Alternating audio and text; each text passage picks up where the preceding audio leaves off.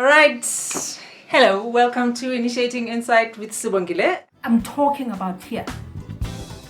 Yeah, it has been captured, and it has been captured nani through education. Namhlanje, i-era ye-knowledge and information. Asikho isizathu sokuthi as black people singabi nalwazi lolu elifanele ukuthi sibe nalo. Awucabanga ukuthi makuthiwa sowubona elitoro kubhalwe no mask no entry. Awucabangisi idombas. Awucabangi na ukuthi we are repeating a history khona manje. Abantu bekufuna ukukuthola la, befuna ukukuthola khona, ube khona basebenzisa ini? Fear.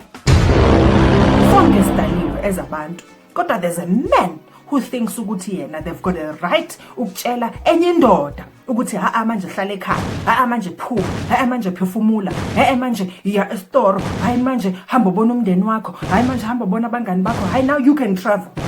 Mase kufika ulevel 2 sesijabulile ukuthi ngathi sine freedom. So what's stopping South Africans from accessing and exercising their rights is you. Because the mind is the greatest possession we can ever have. The mind is exactly what our enemy has captured, and it has caused the black child to be schizophrenic. 99% of black people are schizophrenic. Who had the right to come and tell me ukuthi I have no right to actually can connect to God in the manner that I did? Yes, sisusiwe kuleso, that space we were. Safakwa la manje selfish, siyazondana, siyabulalana. Uma nje ngingaxabana nomlungu, gesa ukuthi ubani ozongenelela lento against me. Umuntu omnyama. Why? As a result, when umuntu omnyama sekanikiwe umhlaba wakhe, seka-regainile, akasazi ukuthi yenzeni.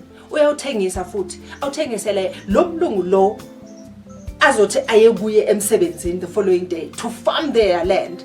And that mlungu lona will come and sell you what you've been farming for them at the price they suggest. And there's nothing you can do about it. So yinle wenza ukuthi wena makumhlaba wakho ungakwazi ukufama, ungakwazi ukusebenza, but ucabanga ukuthi uzawukwazi ukusebenza. No man is an island. We are created to coexist. There's nothing social about social distancing. There's nothing good about people staying at home and not having jobs. The systematic white supremacy has imposed the worst kind of witchcraft in the form of brainwashing and programming of the black child's mind. That the black child has suffered more than anything, even at the word of God, this so-called word of God, which is the Bible.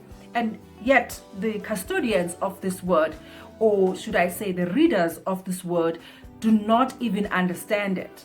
No, they must go to school so that they can have something to fall back onto. Falling from what? Why should you fall in the first place? Why should you fall in the first place? And yet we are educated. We are told to call Abraham, Jacob, Isaac, and don. I mean, they have passed on. Is that somebody is sitting on their butt and just inflating their stomach. Because they are chowing these resources for themselves. They are eating imali yabantu. Yeah. Why can't I call Odonza, Onodlulu, Onodlabatha, Omtungwa? Why can't I call them? Why can't I call the people I know whose blood still runs through my veins, and I'm going to have to call a person that I've never even seen, someone that was brought to me? When I actually had God and a fellowship with him, my way of connecting to him. Yabona ukuthi kunokuthakathi khona lapha. Ukuthakathi konje akusimithi. Let me get the stereotype out of your head right now. Ukuthakathi akusumithi. By the time usebenzisa umuntu usuqedile ngomuntu la engqondweni la enhlizweni. Iyasaba ukuthi yo mase ngingasayisa abantwana bami esikolweni. Actually ngiyamuzwa usibongile ukuthi uthini. Yazi iqiniso. I mean, I can really save this 20,000 rand a month and actually do something valuable with my children. But ngiyasaba man, what if? What if what? There was no intention to educate you to become a better person. Otherwise, we wouldn't be having a life that we have. Our children are angry. Now, schools are about indawo where kubulalwana khona. Abantwana bethu bayabulalana eikoleni. You still want to tell me ukuthi you want to send your children to school? I think this is the one time we have to protect our children. keep them in our homes because that's where we can see them and educate them. Ngikhuluma nawe wena ofuna uku-understanda i-information, ofuna ukusuka kulesimo esikuso ngemiqondo, especially thina abantu abamnyama. Sesesikhathini manje la sifuna ukulungisa, kodwa kuzoqala ngala ukuthi silunge.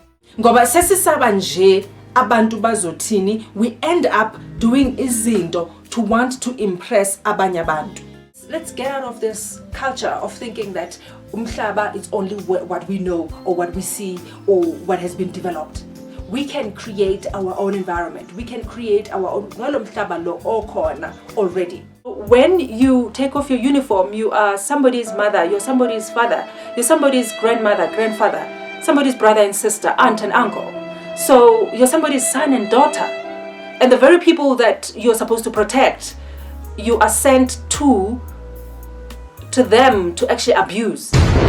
It is time, like I said in the beginning, to restore our glory.